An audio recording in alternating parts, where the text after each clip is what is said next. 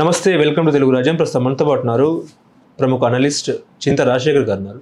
నమస్కారం సార్. నమస్తే. ముఖ్యంగా ఇప్పుడు ఏదైతే కేంద్ర ఎన్నికల కమిషన్ తీసుకొచ్చిన సర్ అనే సిస్టమ్ ఉందో, ఈ సర్ అనే సిస్టంతో ఇటు పశ్చిమ బెంగాల్ కూడా ఈ భయం తాకిడి అయినట్టు కూడా వార్తలు వస్తున్న పరిస్థితి. నిన్న మమతా బెనర్జీ గారు మాట్లాడుతూ సర్ అనే సిస్టమ్ని తీసుకొస్తున్నారు, బాగానే ఉంది, కానీ సర్ అనే సిస్టంతో ఒక్క ఓటు తొలగించినా కూడా దేశాన్ని షేక్ చేస్తా అన్నట్టు కూడా మమతా బెనర్జీ మాట్లాడుతున్న పరిస్థితి. ఇప్పుడు ఈ సర్ అనే సిస్టమ్ మీదనే గతంలో బీహార్ ఎన్నికల్లో కూడా దాదాపుగా 60 లక్షల ఓట్లు తొలగించారని చెప్పేసి కూడా రాహుల్ గాంధీ పదే ఆరోపణలు చేసిన నేపథ్యంలో మీరేం చెప్తారు సార్? ఇప్పుడు మీరు కూడా ఈవీఎం ట్యాంపరింగ్ మీద, అదేవిధంగా ఎన్నికల కమిషన్ మీద పోరాడుతున్నారు కాబట్టి మీ ఉద్దేశం ఏంటి? సార్ సిస్టమ్ మంచిదే అంటారా? ఇక్కడ సర్ అనేది ఇప్పుడు కొత్తగా జరుగుతున్నది కాదు, ఎప్పటి నుంచో ప్రతిసారి స్పెషల్ ఇంటెన్సివ్ జరుగుతూనే ఉంటుంది. కానీ ఈసారి ఏంటంటే కొన్ని డాక్యుమెంట్స్ ఇచ్చి ఆ డాక్యుమెంట్స్ ఉన్న వాళ్ళే ఓటుకి అర్హులు అని చెప్పేసి ఆ డాక్యుమెంట్లో మీకు రేషన్ కార్డు, ఆధార్ కార్డు, ఇంకోటి ఏదో తీసేశారు. మూడు ముఖ్యమైన డాక్యుమెంట్లు తీస్తారు. మీరు ఏ 11 డాక్యుమెంట్లు ఇవ్వాలి అంటే ఆ డాక్యుమెంట్లో ఒకటి పాస్పోర్ట్ ఉంది. అంటే ఎంత స్టూపిడ్ ఇదంటే, మీరు ఓటర్ నమోదు చేసుకోవడానికి మీకు పాస్పోర్ట్ ఉండాలంటున్నారు. ఆధార్ కార్డు పనిచేయదు అన్నది ఎన్నికల సంఘం. ఆధార్ కార్డు పనిచేయదు, పాస్పోర్ట్ ఉంటే పాస్పోర్ట్ ఎంతమందికి ఉంటుంది? 1% or 2% జనాభాకు ఉంటుంది. పాస్పోర్ట్ రావడానికి ఏ డాక్యుమెంట్ కావాలా? మీకు పాస్పోర్ట్ కావాలంటే ఏ డాక్యుమెంట్ పెట్టాలా? మీరు ఆధార్ కార్డు పెట్టాలి.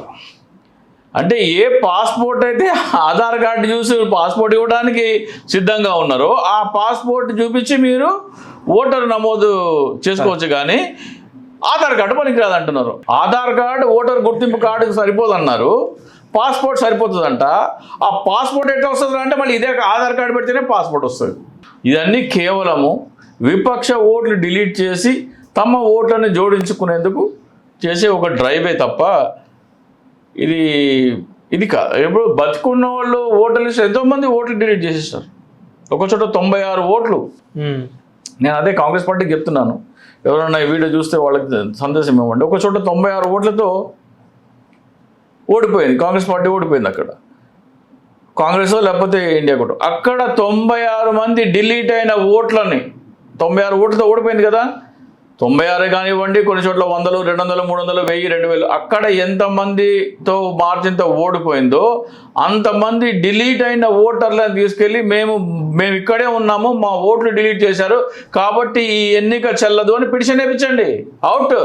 నేను ఆర్జేడీకి ఓటేద్దాం అనుకున్నాను, నేను ఇండియా గఠబంధన్కి ఓటేద్దాం అనుకున్నాను, నా ఓటు డిలీట్ చేశారు.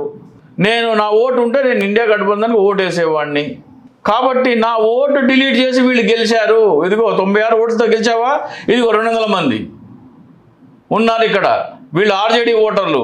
ఇలా అదే వేయండి, పిటిషన్ వేయండి. అక్కడ కాంగ్రెస్లో కూడా ఆర్జేడీలో కూడా ఎవరు ఏం చేస్తుండో ఏమో నాకైతే అర్థం కాదు. మేమైతే దేశవ్యాప్తంగా ఒక డ్రైవ్ అయితే మొదలుపెట్టాం. బీహార్లో, ఉత్తరప్రదేశ్లో, తెలంగాణలో, అవకాశం ఉంటే ఆంధ్రప్రదేశ్లో కూడా ఒక డ్రైవ్ అయితే మేము రాస్తున్నాం. బీహార్ ఇప్పుడు ఈవీఎం ట్యాంపరింగ్ జరిగిందంటానికి ఆధారాలు ఏముంటాయి? ఎక్కడుంటాయి అవి? ఈవీఎంలోనే ఉంటాయి. ఈవీఎంలో ట్యాంపరింగ్ చేసావా లేదా అనే ఆధారం ఎక్కడ ఉంటుంది? ఈవీఎంలోనే ఉంటుంది. ఆ ఆధారాలన్నీ ఎవరి ఆధీనంలో ఉన్నాయి? ఇప్పుడు ఎన్నికల సంఘం ఆధీనంలో ఉన్నాయి.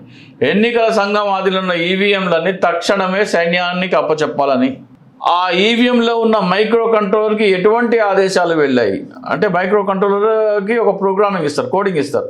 అది ఏమని కోడింగ్ ఇచ్చారు. అలాగే ఎన్నికల సంఘం ఏముంటుందంటే ఈవీఎం ఒక స్టాండ్ అలోన్, అంటే దానికి బయట నుంచి ఎటువంటి ఇంటర్ఫీరెన్స్ ఉండదు, ఎటువంటి సిగ్నల్స్ రిసీవ్ చేసుకోవడం కానీ, ఎటువంటి ఆదేశాలు తీసుకోవడం కానీ, పంపడం కానీ ఉండదు అని ఎన్నికల సంఘం అంటోంది. అరే నువ్వెవడు పోయి చెప్పడానికి? ఇప్పుడు దాంట్లో ఏమన్నా పెట్టాడేమో, చిన్న చిప్ యాడ్ చేస్తే అయిపోతుంది కదా. బయట నుంచి నువ్వు వైఫైయో లేకపోతే బ్లూటూతో ఏదైనా సరే సిగ్నల్స్ తీసుకుని డేటాని మ్యానిపులేట్ చేయడానికి ఇంత శనగబద్దంత చిప్ చాలు దాంట్లో యాడ్ చేస్తే. అదంటే యాడ్ చేసాట లేదని నువ్వేట చెప్తావు. ఈవీఎం తయారు చేసేది ఎవరు? Electronic corporation of India, BEL, Bharat electronics limited, అది బెంగళూరులో ఉంటుంది. ECL హైదరాబాద్లో ఉంటుంది. ఈ 2 కంపెనీలు తయారు చేస్తాయి ఈవీఎంలు. ఆ ఈవీఎంలు బయట నుంచి ఇంటర్నెట్ కానీ ఎటువంటి కనెక్షన్ కానీ కుదరదు అని చెప్తున్నారు కదా, దాంట్లో ఒక చిన్న పరికరం, శనగబద్దంత పరికరం యాడ్ చేస్తే అది సిగ్నల్ రిసీవ్ చేసుకునే కెపాసిటీ దానికి వచ్చేస్తుంది. అదేమన్నా పెట్టారో లేదో లేదని నువ్వెట చెప్తావు, దాన్ని టెస్ట్ చేయమని చెప్పరాదు, దాని ఫోరెన్సిక్ ఎగ్జామినేషన్ చేయాలి. ఎందుకు ఈ ఈసీఎల్ డైరెక్టర్ ఎవరు, ఈ బీఈఎల్ డైరెక్టర్లు ఎవరు? బీజేపీ వాళ్ళే, మాజీ బీజేపీ వాళ్ళు, బీజేపీ ఆర్ఎస్ఎస్ వాళ్ళు తీసుకొచ్చి అక్కడ పదవుల్లో, డైరెక్టర్ పదవుల్లో కూర్చోబెట్టారు. వాళ్ళు పెట్టినారేమో, నువ్వెందుకు లేదని చెప్తున్నావు? టెస్ట్ చేయకుండా ఎందుకు చెప్తున్నావు లేదని? మైక్రో కంట్రోలర్ వెరిఫికేషన్ చేయమంటేనేమో 2024లో సుప్రీంకోర్టు ఆదేశాలు ఇచ్చింది. ఆ మైక్రో కంట్రోలర్ వెరిఫికేషన్ చేయకుండా మాక్ పోలింగ్ అని పెట్టినావు. హర్యానా, మహారాష్ట్ర అభ్యర్థుల చేత నేను సుప్రీంకోర్టులో ఛాలెంజ్ చేయించాను. దాన్ని ఛాలెంజ్ చేస్తే అవును నిజమే తప్పే, సుప్రీంకోర్టు ఏమో మైక్రో కంట్రోల్ పరీక్ష చేయమన్నది, మేము చేయలేదు, మా తప్పు అయిపోయింది, మేము కొత్త ఎస్ఓపిలో ఆ పరీక్ష చేస్తామని కొత్త ఎస్ఓపిలో ఒక పరీక్ష పెట్టారు.